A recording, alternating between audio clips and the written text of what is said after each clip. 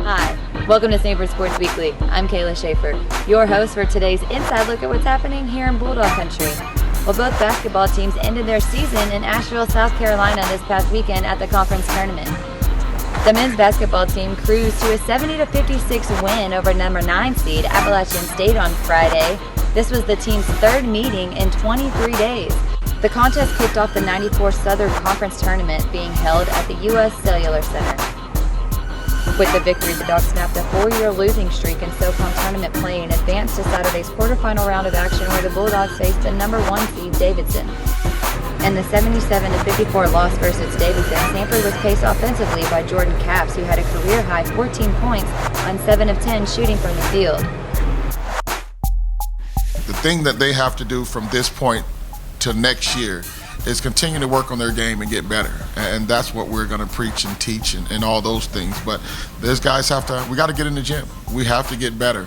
And I think the experience that a lot of the freshmen got this year will be very, very helpful for those guys understanding what it takes to win basketball games at the Division I level. Women's basketball ended their season to Davidson as well on Saturday in a 55-42 decision. Samford's Brad Radisi has the story.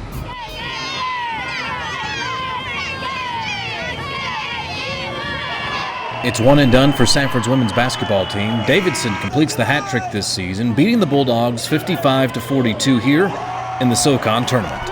I think we took it to them a little bit, and I think as a sign of a great team by Davidson, once we kind of took it to them a little bit, they stepped it up a notch, and that's where we kind of didn't respond, and that's credit to them. I thought our team was ready to play and competed, and we're only down 5. As poorly as we shot the ball, we were still only down 5, but then they took it to another level, and that's what good teams do, and that's what teams that have the ability to win a championship can do. And Samford was its own worst enemy, shooting a dismal 24% from the field. We struggled to knock down shots clearly, so that puts the pressure on, especially when they are such a good offensive team that you feel like you kind of have to match them. We had a hard time finishing some easy buckets around the goal, and I think we took some bad shots as well, and that adds up, particularly when you start losing a little confidence from an offensive standpoint. And I think it kind of fed off each other. We missed a few shots here, missed a few shots there, but part of maturity, particularly a competitive maturity, is being able to play at a certain level regardless if the ball goes in or not. This is the first time since the 2004-05 season the Bulldogs won't win a postseason game, but Coach Morris won't be down too long. Samford started the youngest lineup in the Southern Conference this season, and sometimes in losing, you learn a lot. Casey Dunn and his baseball team swept ULM in 3 games this past weekend. Their 9-game winning streak is the longest winning streak since 1960.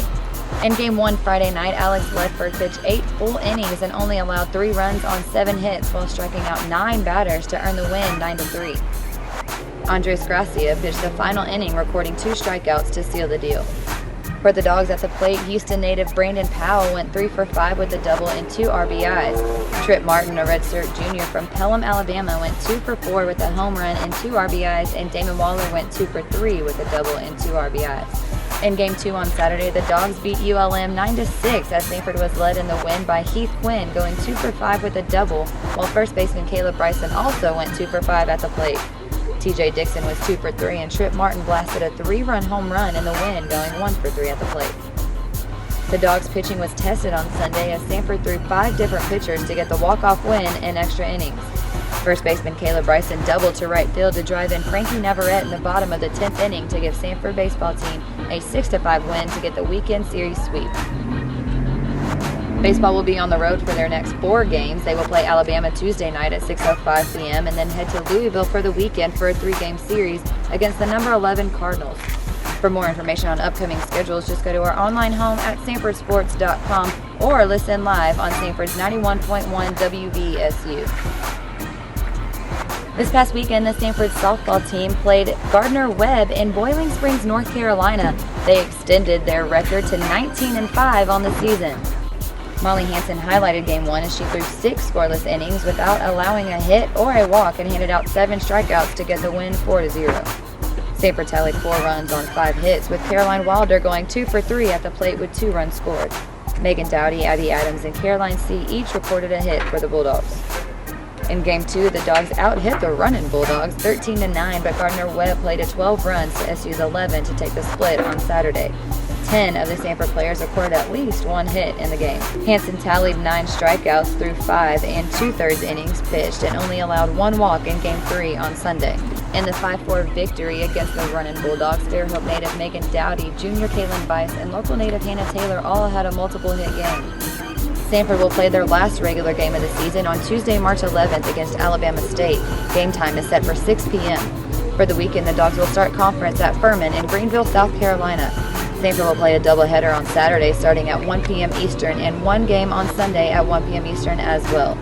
For more information, you can follow Samford Softball on Twitter at SamfordSB, all one word, or go online to the official homepage for your Dogs at samfordsports.com.